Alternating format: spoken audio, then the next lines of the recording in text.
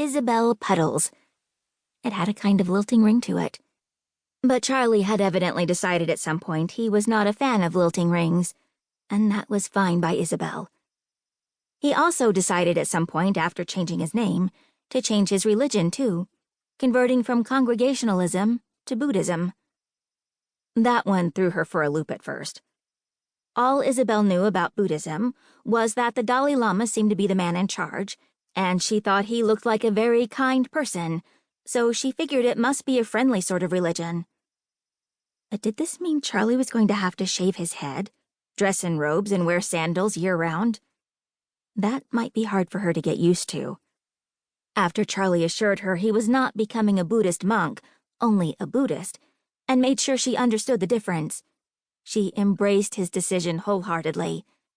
And after doing some reading on the subject, she concluded it was a religion that made a lot of sense. She could see the appeal for Charlie, who had always been a deep thinker. Charlie even suggested to his mother that she consider becoming a Buddhist. But since Isabel considered herself an agnostic, she was going to stick with Congregationalism, which wasn't quite as strict as other denominations were about uncertainty when it came to one's faith. When Isabel finally shared her pendulum-like philosophy concerning the existence of God and heaven with her minister, the Reverend Curtis, he assured her that pondering his existence was perfectly understandable and nothing to be ashamed of. He even admitted he had pangs of disbelief from time to time. Isabel told him she did her very best to live by the golden rule, and if that wasn't enough to get her into heaven, assuming there was a heaven, she would just have to hope St. Peter would give her the benefit of the doubt. Reverend Curtis, knowing the character of one of his favorite parishioners, assured her that she would likely make the cut. During a recent visit home for Christmas, after Mr. Darcy and Miss Bennet had moved into the garage, Charlie decided that his grandparents, Helen and Buddy, had transmutated and come back as cats, taking up residence in the garage in order to keep an eye on things. Isabel assumed this was something Buddhists believed in, although she found it to be a bit of a stretch. Charlie arrived at this conclusion after being startled more than once by Mr. Darcy and Miss Bennet sitting on the windowsill outside, casually but very intently observing what was happening inside. They look like they're plotting, like they want back in. It's a little spooky. Charlie's canine brother and sister, Jackpot and Corky, were not big fans of the practice either. But their barking did nothing to scare the cats away.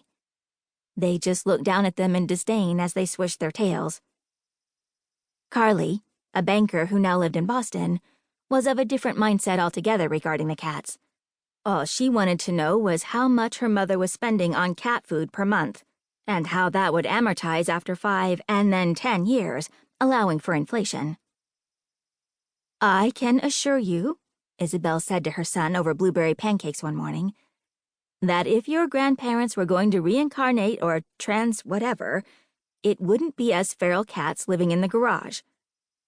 Then, in an effort to calm her daughter's fear that feeding 2 cats would eventually lead to her financial ruin, "And just in case they are your grandparents, I think $8.99 a month in cat food is the least we can do. They are the original owners, after all."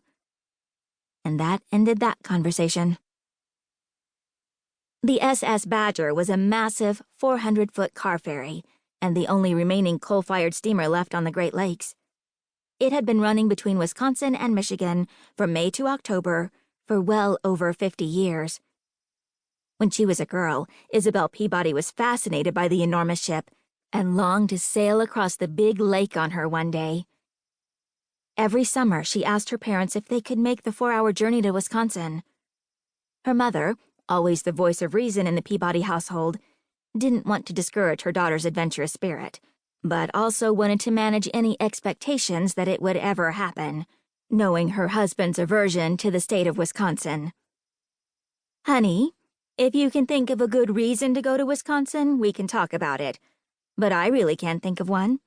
They have trees and they have lakes, and we have that right outside our picture window." Buddy Peabody was quick to invoke the tragic fate of the Titanic whenever his daughter brought up sailing on the Badger. "Why would you want to risk your life to visit a state that counts cheese-making as its crowning achievement? In Michigan, we make automobiles. In Wisconsin, they make sharp cheddar."